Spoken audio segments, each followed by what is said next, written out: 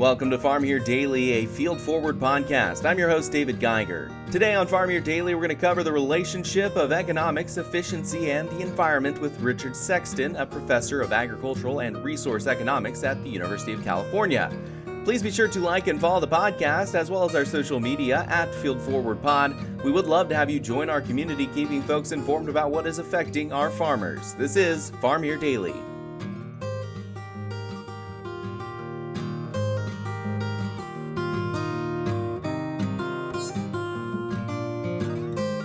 And joining me on Farm Here Daily, we have Richard Sexton. He is a professor of agricultural and resource economics at the University of California, also the author of a new book, Food Fight. Richard, thank you so much for joining us on Farm Here Daily. Before we get into some of the deeper topics we're going to go over today, what is your background? Can you give me a description of what you've experienced so far? Yeah, thanks for having me. And I'm a native Midwesterner, a native Minnesotan, and so I grew up on a small dairy and crop farm in central Minnesota, the type of farm that maybe unfortunately doesn't exist anymore today. And I went to school in Minnesota at both St. Cloud State and then eventually the University of Minnesota, and then made my way out to California here, and I've been at University of California, Davis now for 40 years, frankly. So it's been a long time, but my Midwestern roots run deep, and so I certainly still have family back there that I visit and so forth. Absolutely. That always sticks with us. Now, You are a professor of agricultural and resource economics. What is your area of focus? Where do you really like to get into the deep topics of agriculture? Well, my focus is on food markets and a lot of competition issues pertaining to food and agriculture. And in many ways, the book is kind of a assembling of pieces to a puzzle that have been the product of my own work, the work of colleagues, and so forth. And and I started to kind of really realize that once assembled, the pieces of the puzzle told a fairly compelling story about where we're headed, frankly, as a planet in terms of, producing enough food to adequately feed the world moving forward without increasing hunger and malnutrition and escalating food prices. And that the product of kind of assembling those pieces to the puzzle was the book that, Food Fight. I'm sure you know better than anyone that agriculture is incredibly complicated and nuanced. It has macroeconomic implications. It has microeconomic implications. It is varied across the world from the local to the international scale. How do you approach that first off? And as you approach it, how do you hold all of those seemingly contradictory or overly complex sometimes markets together? Yeah, great question. But, I think that markets are far more connected and integrated across the world than a lot of people want to realize and accept. And so, when we do things in the United States, what we do here reverberates across the world. And frankly, one of the things that I think we're missing is those reverberations. And so just to give you one example, when we in the US take productive agricultural lands out of production as a matter of policy, and so, for example, our conservation reserve program has removed 7% of U.S. agricultural lands. And, a lot of cases, people seem to be proud of that. So they say, hey, we're doing that in the name of the environment. But, what do they think is going to happen elsewhere in the world, right? When we take our lands out of production, it reverberates, it impacts food prices, and it causes more lands to go into production elsewhere in the world. So we're deforesting the Brazilian Amazon, we're deforesting parts of sub-Saharan Africa, Southeast Asia, and so forth. And it's an inevitable consequence of this interconnection of world markets and world prices. And so if we produce less, somebody else is going to produce more, and they're going to produce more in a way that is more environmentally damaging. than if the production were here in the US, where we're very good at it. We're very efficient. We use the resources most efficiently. And so, yeah, a lot of what we do, we're doing things very consciously as a country to produce less food, very oftentimes in the name of the environment. But the sad reality is that we're probably on net causing more carbon emissions, more harm to the global environment, because we're encouraging deforestation in very environmentally sensitive places elsewhere in the world. That's really interesting. On a limited basis, something like CRP is intended to support lower lying, lower production areas that might exist on a farm in small doses to help prevent that area from being used. But on an international scale, you're saying that sometimes that involves things like, as we know in Brazil, where they have burned down parts of the rainforest. Are we not in a state of overproduction, though, in terms of, and by overproduction, I don't want to mean we're making too much. I want to emphasize the production in which we produce more food than we need in a good way, because it needs to be transported. A lot of it potentially can be lost to improper packaging, or maybe it's not in the right concentrated zones of where the food is needed on the international level. How do you take all of that into account? Well, yeah, I think that, first of all, I think there should be free trade in agricultural products in particular, and maybe even more broadly. So I'm not a fan of high tariffs, because I think the U.S. is the world's most efficient producer of a number of key commodities. Certainly, corn and soybeans rank at the top of the list.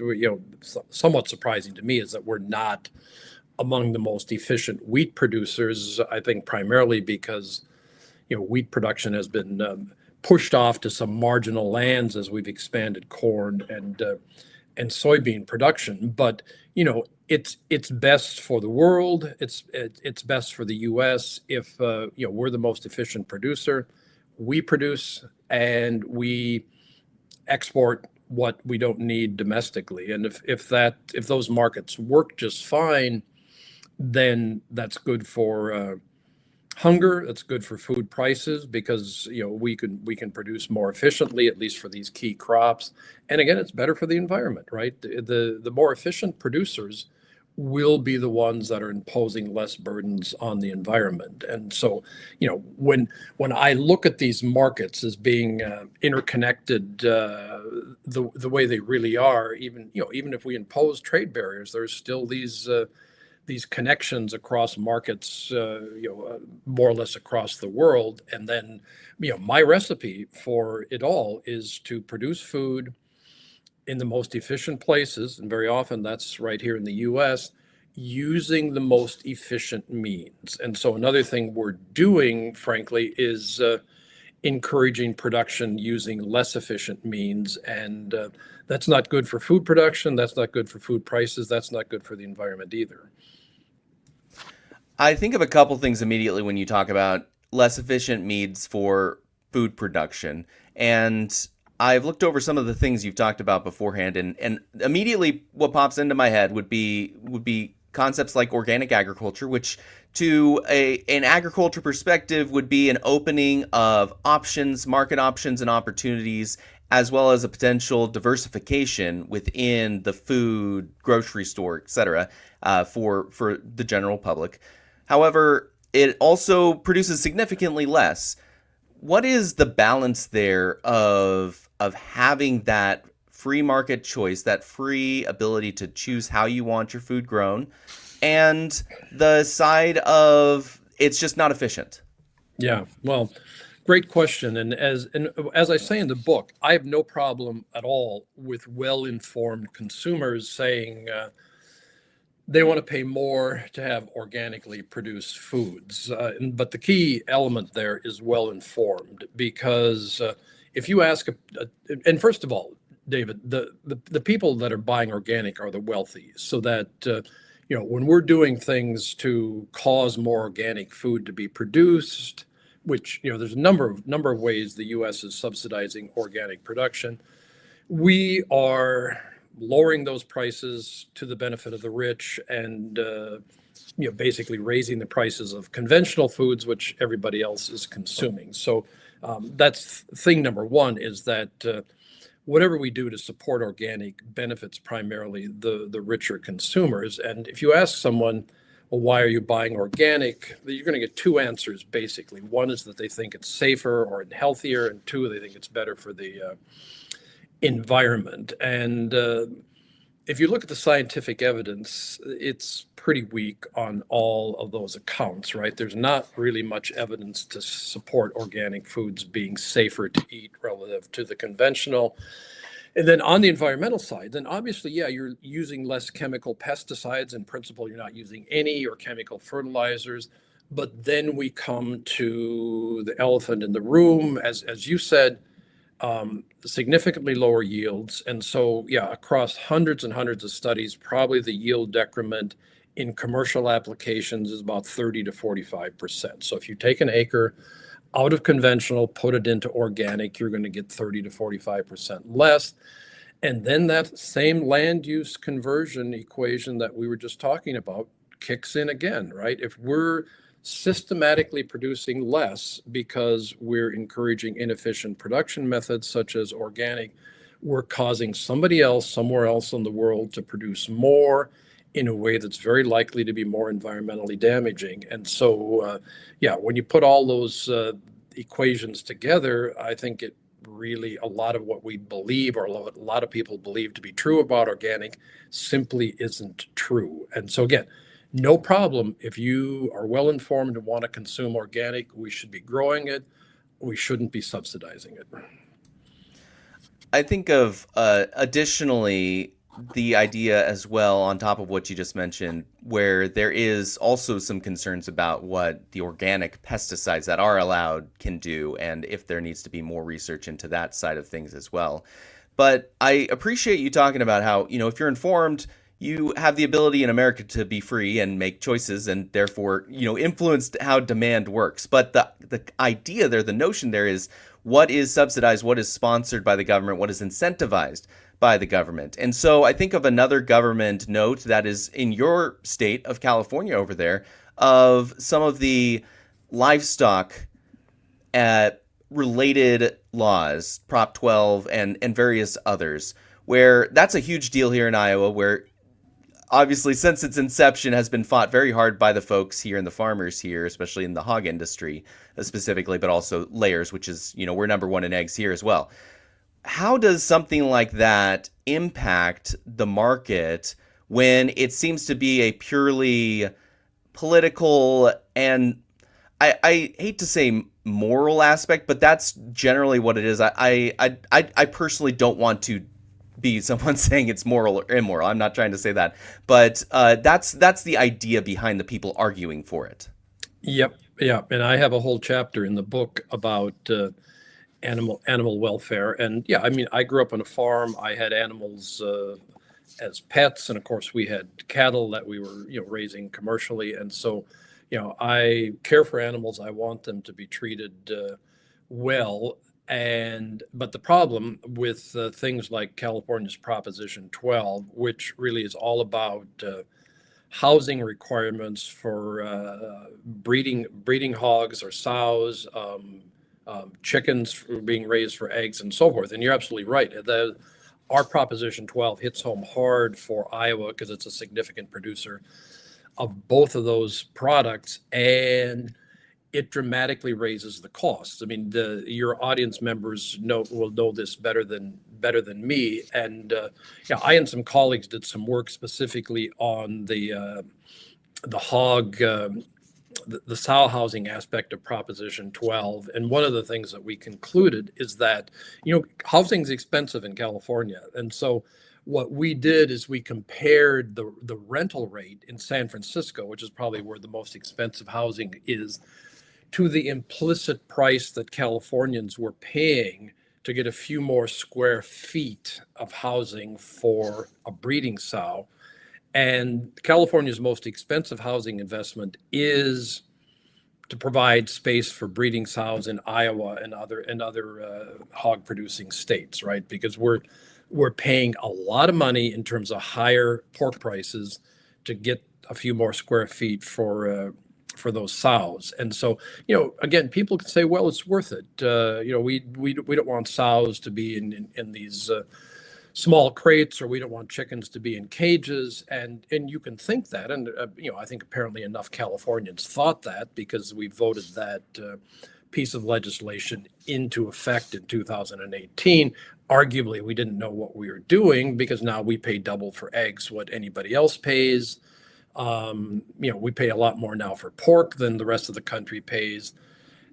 And, what are we getting for it? Well, maybe a little bit better treatment for these animals. But, it's another brick in the wall, another thing that we're doing to make food production less efficient and make food more costly and to get less of it. And so, really, David, for me, again, the book came about saying, yeah, we're doing all of these things instead of doing things to say, let's encourage food production.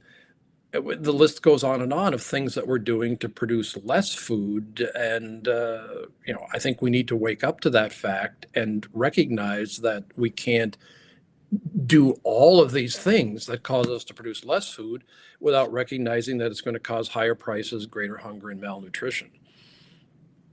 A quick anecdote. I've lived in Iowa most of my life. However, I was born in California and I had family over there. My grandma, she passed away a few years ago, but I used to call when this whole thing started. A lot of these propositions started. I would give her a call and I'd say, "Hey, Grandma, what are the egg prices over there?" And I think at the highest one, she had to pay something like $8.50 for 18 eggs. And it was very wild time when it comes to the prices, and those aren't just, that's not just, oh, this is organic, you choose this. It's eggs are a pretty big component of protein for people who don't have very much.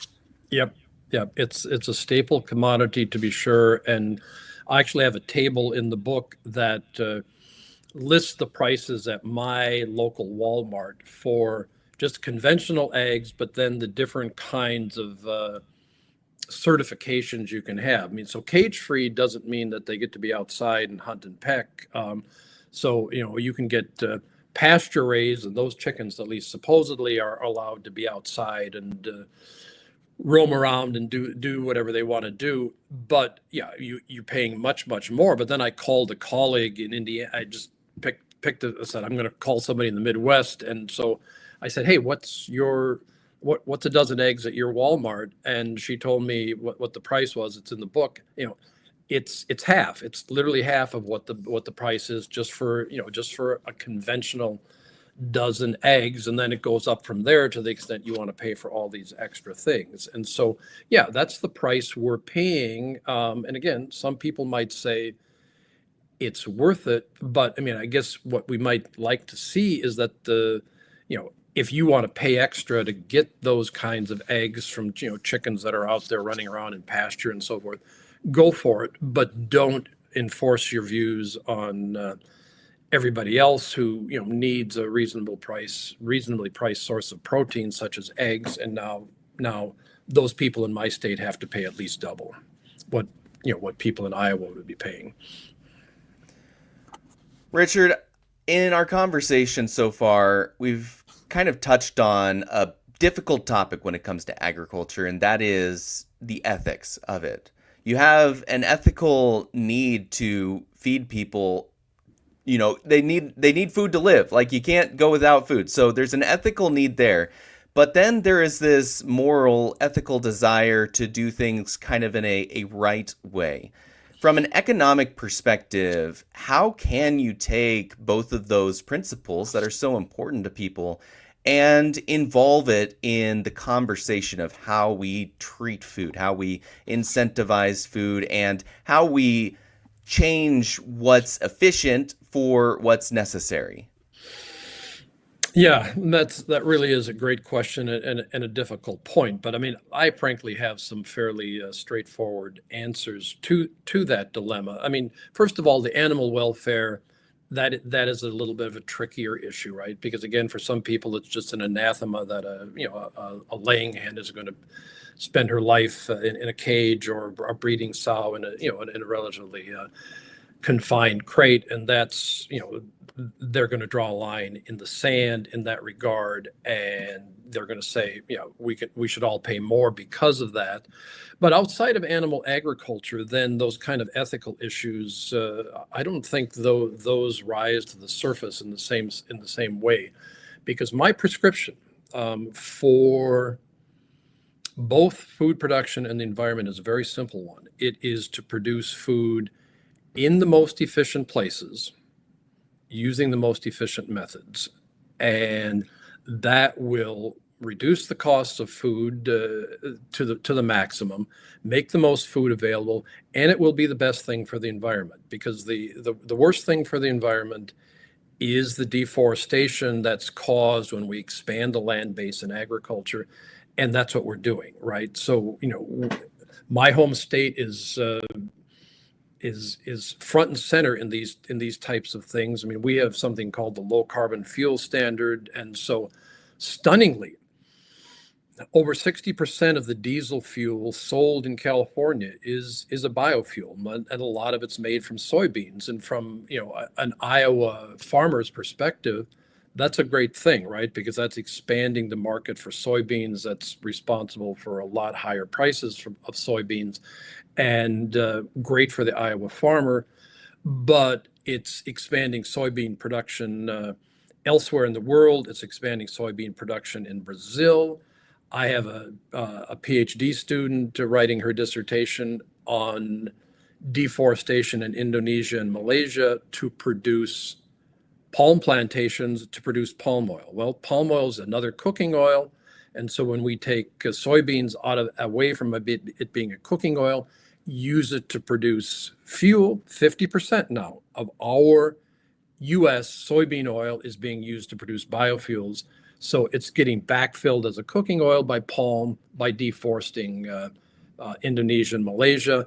It's causing deforestation in the Amazon. Nobody can deny that. And so, here in California, we feel good about ourselves. Well, we got the low carbon fuel standard. We're doing what we can do to reduce emissions, but it's all a chimera. It's all a myth, because what we're doing here is causing offsetting elements across the world that are very damaging to the environment. So produce food in the places where it's most efficient, using the most efficient methods. It's a very simple prescription, but it's one we're not following.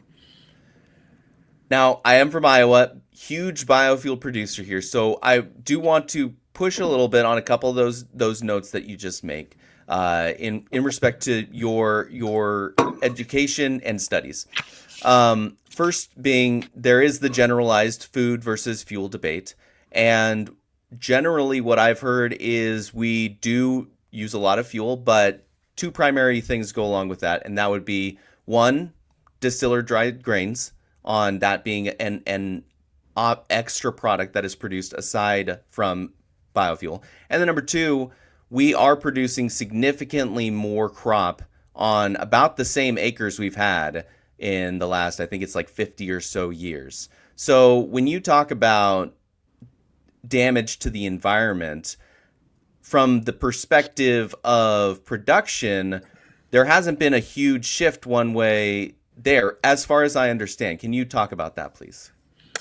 Yeah, I certainly can. And you're absolutely right that when you produce ethanol from corn, you get distillers grains, which is then an input to animal feed. And the same thing when you produce, when you crush soybeans, you get the soybean oil. We're using half of that, as I said, to produce biofuels now, but you also get the soybean meal. So there is a byproduct that then enters the food system, primarily as animal feed. So that's absolutely correct. But no, I mean, if you look historically at the acres in corn and soybean production in this country, they've expanded rather dramatically in this century. And the Corn Belt has expanded geographically beyond the Midwest, where it traditionally was focused. And so there's been a number of studies that showed that the renewable fuel standard, so that's the national standard that we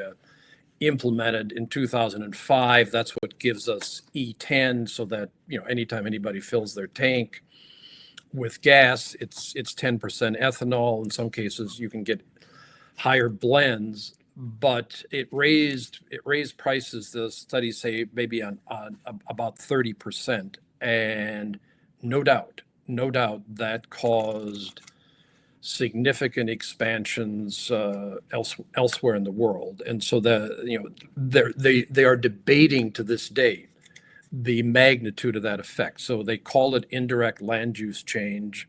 Nobody can deny that it's real, but people debate as to how big of a factor it is. And then, frankly, that determines everything, right? Right now, front and center for the ethanol industry is whether corn ethanol will qualify as a sustainable aviation fuel. And that really does come down to whatever model you're using and how it calculates those indirect land use effects. So people disagree on that. But literally, when the debate about corn ethanol qualifying or not as a sustainable aviation fuel, it comes down to what model you're using, the arcane of what model you're using. And so if you use the Europeans model, it wouldn't qualify. It would have no chance to qualify.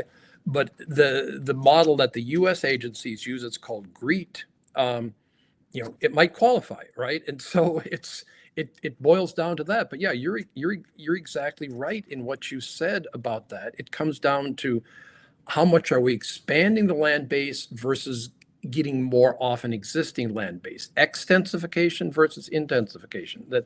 It's huge. It's a huge debate. It's ongoing research right now, and a lot. Everything boils down to that, because that's the bottom line in terms of the environmental implications of biofuel production. I want to go over one more primary topic, and that is efficiency and scale. When you look at the size of farms, the size of farm businesses, there is a level of scale that is needed in order to actually be profitable. Farmers operate by margins nowadays, and that just is how things work today. What is your perspective on the top end of scale and the bottom end of scale, and how do you think, through your research and through your book, we should approach the level of how big or how small we should be viewing our farmers? Well, yeah, great question. And so the concept is, economies of scale or economies of size, and it's a very real thing, and it probably is relevant across almost any agricultural product that you produce. That bigger is going to have lower costs per unit and be more efficient. And so you really got to be able to reach the minimum efficient scale, which again, it'll depend on the crop, but nowadays it's probably some several hundred acres. I think the average farm size now in this country is like around 450 acres. And it's going to vary by crop, but yeah, you've got to be at the minimum efficient scale, or you're going to have higher costs than everybody else, and you're not going to survive unless somehow you're getting subsidies. And so, in this country, there's no barriers to expanding farm sizes. And so, if you look at the historical record, they've just gotten gradually bigger over the years. It's kind of leveled off now at those ranges that I said. But the big thing and the interesting thing is elsewhere in the world, because they don't have the secure property rights that we have in this country. So, if you've got some farmland and want to sell it, you can sell it. There's really no barriers to you doing that. In China, for example, China's grown dramatically in its economy, but its agriculture is still mired in very tiny plots because the farmers don't have secure rights to buy and sell land. They can't do it. They have contract rights to use it, but they can't sell it. They can rent it, but they can't sell it. And so much of the world is mired in that abyss of tiny, inefficient farms, which is a big impediment to them producing efficiently. So, God bless the USA and our free markets so that our farms are operating at the minimum efficient scale or larger. there's probably no max. There's no upper bound to say, well, this farm is too big, it's inefficient. It doesn't work that way. It just you reach the minimum efficient scale, and then it just kind of levels off as you get bigger. But you got to be there, and you can't, as a matter of government policy, be preventing that from happening. But much of the world does that because the farmers don't have secure titles to the land they're using, and they can't sell it, and so it can't be consolidated.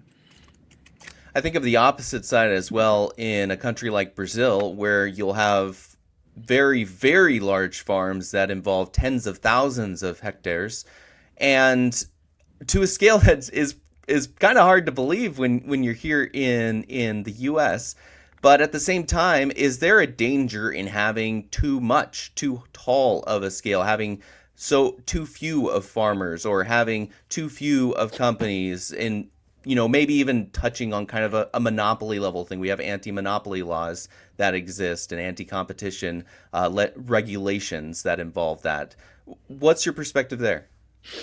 Well, we haven't gotten there yet. I mean, I can give you some instances here out in California where one or a few firms, for example, a company called Wonderful has a very big chunk of the pistachio production in this state, which is the entire pistachio production for for the country. So there's very isolated instances where you get big shares under the control of one or a few firms, but it's very, very much the exception to the rule. So that, when we're worrying about monopolization in agriculture, it's, what we call downstream from the farms. It's the processors, it's it's the cereal manufacturers, the meat packers, and so forth, because they're, three or four firms dominate the market. But there's almost no agricultural product or agricultural industry where in the farming sector that's true. And it is true that, we certainly get less farmers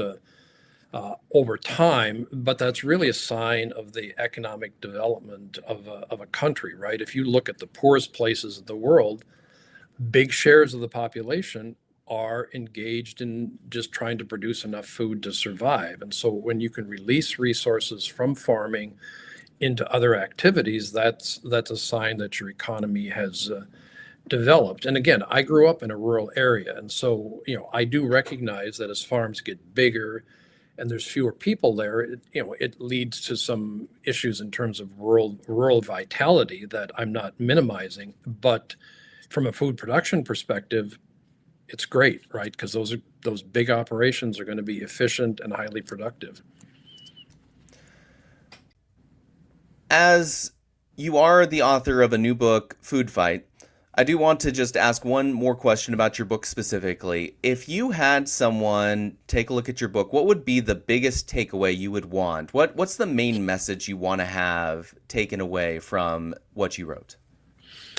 Oh, sure. The main message is a very simple one, which is that amidst all of our attention to the potential inequities of farming, the environmental implications of farming, we're taking our eye off the bottom line, which is to produce enough food to adequately feed the world, to reduce or hopefully even eliminate hunger and malnutrition, and avoid rapidly rising food prices. So, what I'm saying is, let's unshackle our very productive American farmers, let them produce efficiently, let them feed not only our country, but as much of the rest of the world as they can, because that's the recipe for both